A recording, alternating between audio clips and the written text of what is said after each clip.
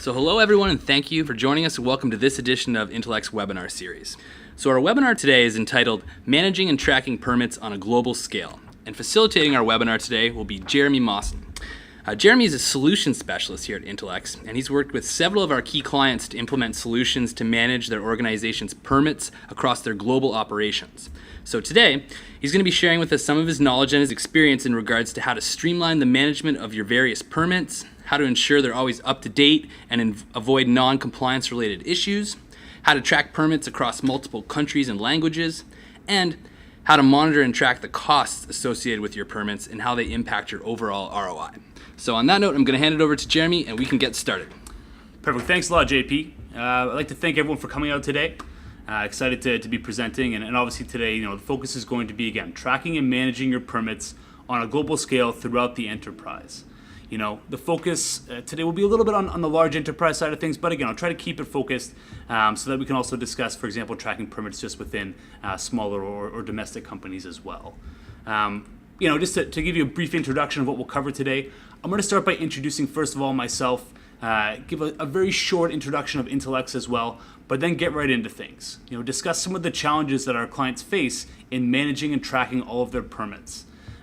Go through some of the challenges, go through some of the best practices that I've picked up and our company's picked up, in helping companies meet these challenges, and then get into some specific strategies for how you can stay ahead of the curve, right? Using some more proactive compliance tools to really manage and track those permits in a way that's more effective perhaps than how things are being done now. So let's get right into it.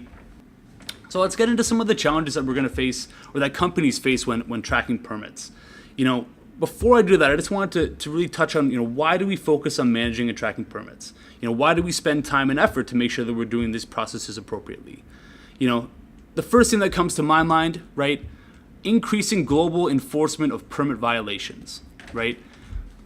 More audits, more inspections, increasing fines, and as well, we would say a higher brand damage potential in the event that you're caught out of compliance.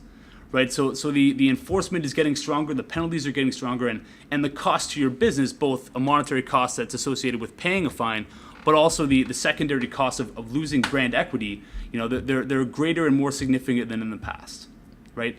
The second point as to why we really want to track our permits, right? This really comes down to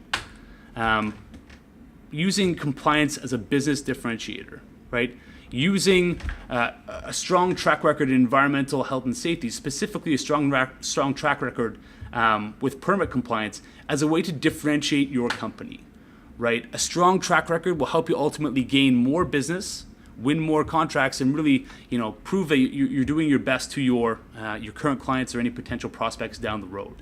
This is really where time and time again we're really seeing a lot of interest and a lot of demand. For potential clients to use compliance as this differentiating tool that can get more business. But then finally, not to be held in third place here, corporate social responsibility.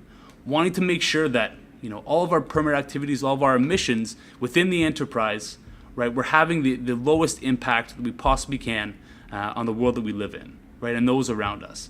Making sure that all of our processes are being tracked efficiently so that we have the best corporate responsibility that we can when it comes to tracking our permits and our emissions. So what I wanted to do is just focus on four target areas, four challenges that we see time and time again of companies that they face when they're trying to manage and track their global permits. The first challenge that we face here, different regulatory bodies with different standards and enforcement practices, right? The second being ownership of the permit activities. Who takes ownership of renewing permits?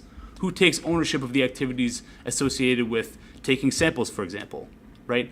Is that done at the site level or is that done right at corporate? And then ultimately, who has the visibility to see that these compliance activities are being completed at the schedule that we want them completed by? And then finally, if we're talking about tracking permits on an international scale, if we have language barriers and multi-language requirements that we're facing, how do we ensure that people know what they have to do? How do we make sure that if we're tracking permits all around the world from different countries and different locations, that these permits are being tracked and we have that visibility, taking into account all of our multi-language issues there. So the first one I just wanted to touch on here, again, different regulatory bodies with different standards and enforcement practices.